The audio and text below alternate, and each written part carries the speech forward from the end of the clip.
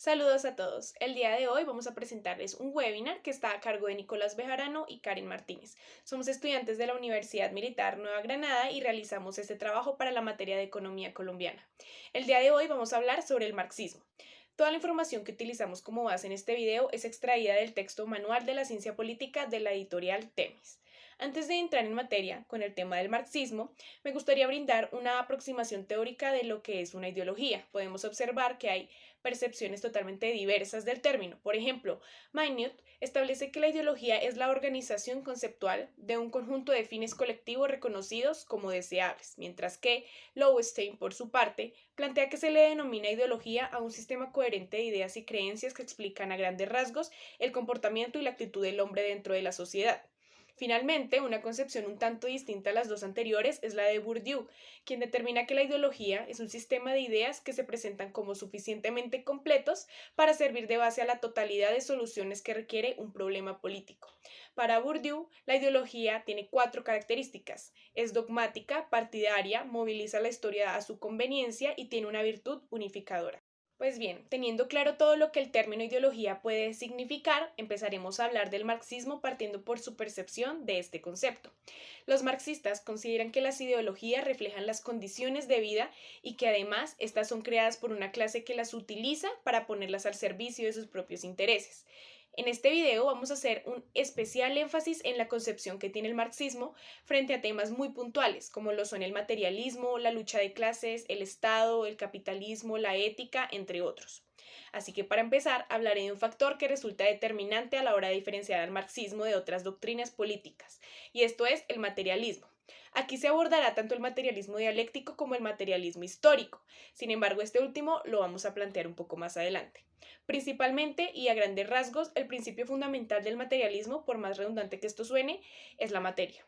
Bajo esta filosofía, el carácter y el pensamiento toman un lugar menos relevante. Bueno, eso en cuanto a materialismo. En cuanto a dialéctica, los teóricos marxistas establecían que es la ciencia que trata las leyes generales del desarrollo de la naturaleza, la sociedad y el pensamiento humano. La dialéctica tiene grandes características, por ejemplo, tiene principios y tiene leyes. En cuanto a los principios, existen dos. El primero es el principio del desarrollo. En este se establece que el desarrollo es la unidad de los cambios progresistas y regresivos. Progresistas porque pueden expresar una tendencia general de movimiento dinámico, o regresivos porque expresan una tendencia de movimiento hacia atrás. El segundo principio es el principio de la conexión universal de los fenómenos. En este se habla de que las cosas no están aisladas, sino que todo lo contrario, se relacionan unas con otras y son mutuamente dependientes. Ahora vamos a pasar a hablar de las leyes fundamentales. La primera de ellas es la ley de unidad y lucha de contrarios. En esta fase los teóricos marxistas afirman que los contrarios son fenómenos que se excluyen mutuamente pero que se encuentran unidos entre sí. Estos contrarios a su vez forman contradicciones y se encargan de constituir la fuente del desarrollo. La segunda ley es la ley de mutua transformación de los cambios cuantitativos en cualitativos, y la última ley es la ley de la negación, que consiste en que cada etapa del proceso de desarrollo niega y suprime a la inmediatamente anterior, lo que genera que esta etapa nueva se eleve y conserve todo su contenido positivo. Ahora vamos a pasar a hablar del materialismo histórico. En términos generales, el materialismo histórico es la aplicación del materialismo dialéctico a la vida social. Para el materialismo histórico, el ser social determina la conciencia social, al igual que el modo de producción de la vida material condiciona la vida social, política y espiritual de la sociedad. Este aclara que no es la conciencia la que determina la existencia de la vida social, sino todo lo contrario, es la vida social la que determina la conciencia. Para comprender mucho más fácil esto, Engels lo explica de manera muy clara, afirmando que Marx descubrió la ley de la evolución en la historia humana al plantear que la humanidad debe en primer lugar comer, beber, tener albergue y vestir, antes que verse involucrado con la vida política, religiosa o todo lo concerniente con arte y ciencia. De tal modo, Marx y Engels planteaban que la producción de los medios para satisfacer las primeras necesidades constituye el factor primordial de la historia humana. Ahora hablaremos de la lucha de clases. Principalmente vamos a tomar el término clases como aquellos grupos sociales con características similares que pueden relacionarse con los medios de producción o con la conciencia de clase. De este modo existen clases fundamentales que se derivan de las formas de producción, por ejemplo, en el modo esclavista, el esclavo y el propietario, y en el modo capitalista, el burgués y el proletario.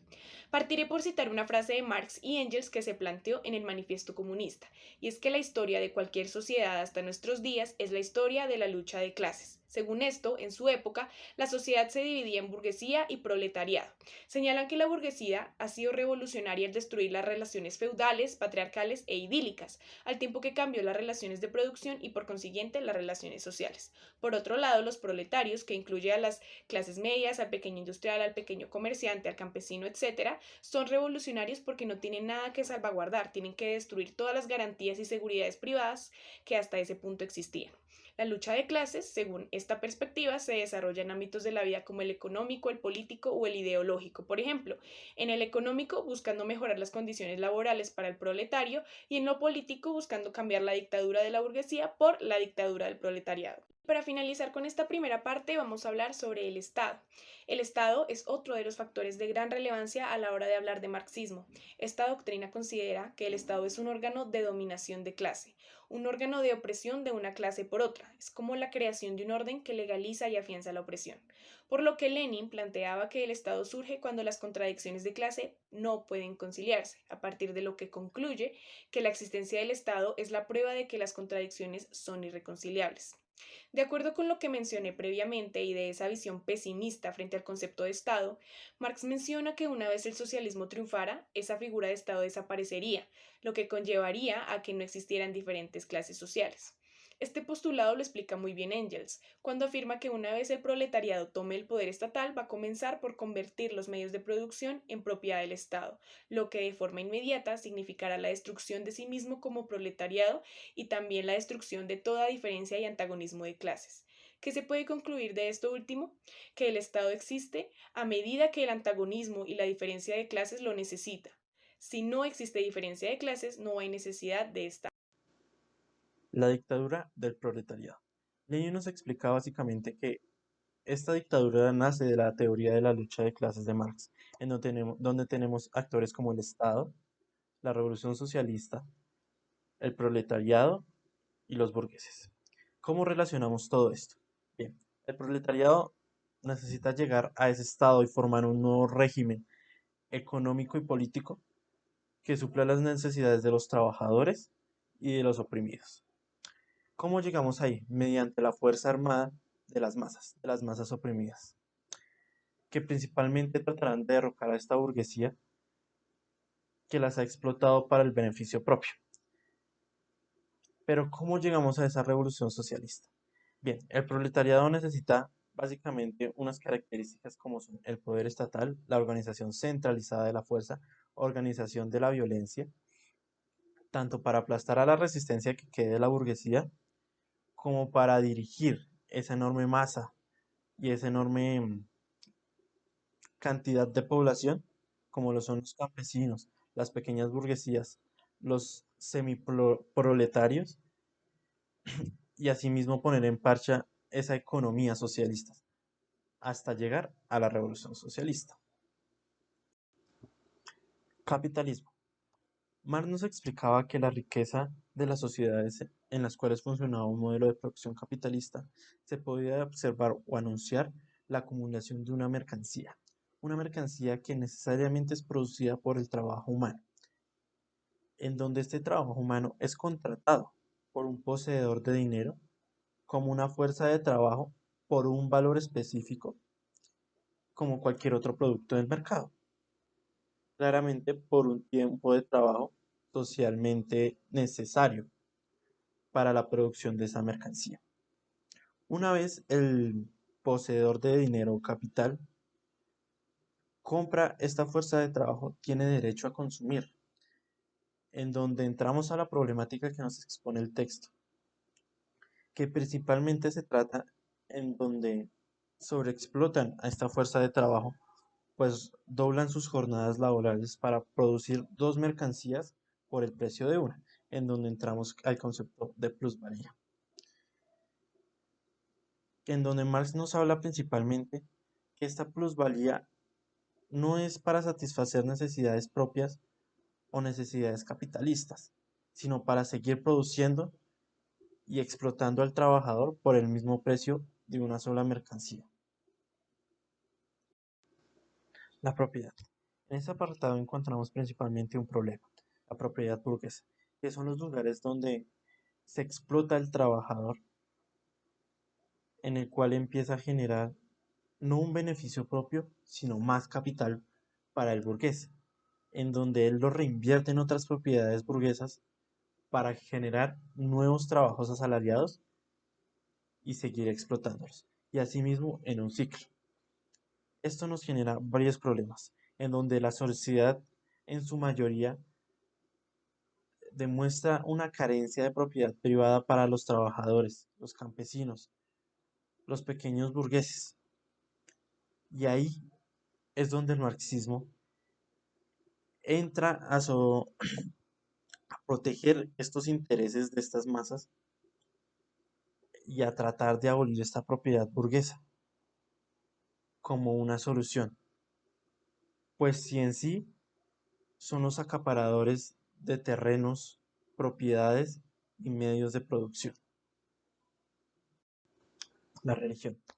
La religión para el marxismo es el opio del pueblo, porque envenena y disemina la conciencia de las gentes, los cuales los convierte débiles de voluntad y los priva de una seguridad necesaria para luchar por una liberación de un yugo político y económico,